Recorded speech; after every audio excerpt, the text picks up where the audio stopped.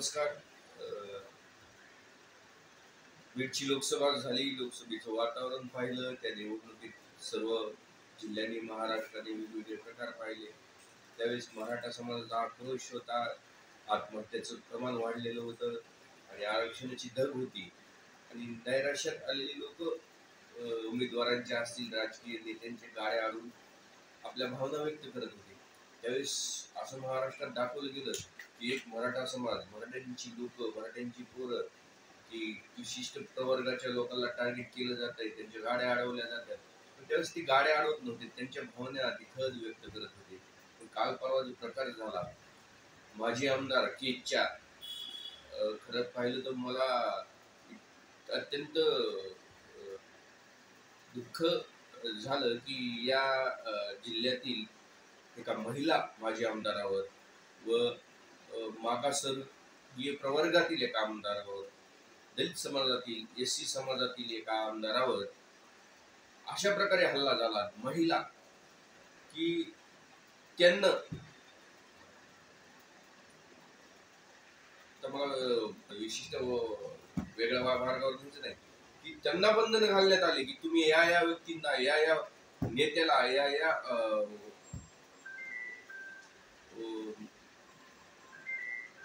जागेवर जाऊन का भेटलात, ह्याला का भेटलात, त्याला का भेटलात, म्हणजे बंधन घालण्याचे काम केले गेले आणि अक्षरशः त्यांची गाडी फोडण्यात आली की हा जिल्ह्यामध्ये दहशतवाद कशा प्रकारे केला जातो. एका महिला आमदाराची गाडी फोडली जाते, तिला धमकावलं जातं, शिवीगाळ केली जाते. हा प्रकरण आहे देवी दहिफळ गाव. याआधीही लोकसभा झाल्याच्या नंतर तिथे एक लिंबाची वाडी म्हणून गाव आहे. 300 ते 400 मराठा समाजाचे लोक राहतात. अक्षरशः त्या गावामध्ये अशी दहशत असते की ह्यांची काही लोक दारू पिऊन जातात, गावात शिव्या देतात. परत गावच्या लोकांना कुणी गावातून चाललं की कुणी मारलं तरी सगळ्यांनी बघायची भूमिका घेतात. नाही, हे काय तालिबान आहे का? तुम्ही जर तुम्ही कुणाचे कार्यकर्ते असताल किंवा तुमचा त्या व्यक्तीला माझा विरोध नाही, ह्या प्रवृत्तीला विरोध आहे. आज महाराष्ट्रामध्ये 52% पुढे तुम्ही 50% पुढे 52% तुम्ही आरक्षण घेतलेले 2% आणि तुमची महाराष्ट्रात लोकसंख्या बघायला गेलं तर 0.5% नाही. आणि या 0.5% लोकसंख्येने 2%चं आरक्षण घेऊन म्हणजे 13.5 कोटी महाराष्ट्राची लोकसंख्या आहे. त्याच्यात तुम्ही 2%चं आरक्षण घेतात. पूर्ण महाराष्ट्रात इकडे तिकडे भरती होतात. परत भरती झाल्याच्या नंतर 3 वर्षांनी बदल्याकडून बीड जिल्ह्यात येतात. असं एकही क्षेत्र राहिलं नाहीये की तिथं तुम्ही 75-70% प्रमाणात आहात. आणि ह्याचं प्रमाण तुमची जी वृत्ती आहे ते काल परवा एक व्हिडिओ बी पाहिला होता आपण लोकसभा झाल्याच्या नंतर की बाबा मराठ्यांच्या हॉटेलवर चहा प्यायचा नाही आणि पेलं तर नुसतं पाणीच प्यायचं, 4 ग्लास पाणी प्यायचं, एका चहामध्ये 2 जणांनी चहा प्यायचा. म्हणजे त्रासदायक, क्लेशदायक, दोषदायक ही जी वृत्ती आहे आम्हाला टार्गेट करण्याची ती दिसून येते. हा नोकरदार वर्ग तुम्ही शासन करते म्हणून भरलाय ना, तो प्रत्येक क्षेत्रातल्या दलित असतील, मुस्लिम असतील, मराठा या 3 जातीला मुख्यतः ह्यांनी टार्गेट केलेलं आहे. समजा दलिताचं, मुसलमानाचं, मराठ्याचं वर्ग काही प्रकारे ऑटो रिक्षा चालवायला लागलं. मेहनत करून त्यांनी 4 ट्रिपा जर मारल्या तर त्याच्या लगेच गाडी पकडली जाते. तुला कमवायला लागला का खटला दिला जातो, 10 अडकीन त्याला खाली आणलं जातं.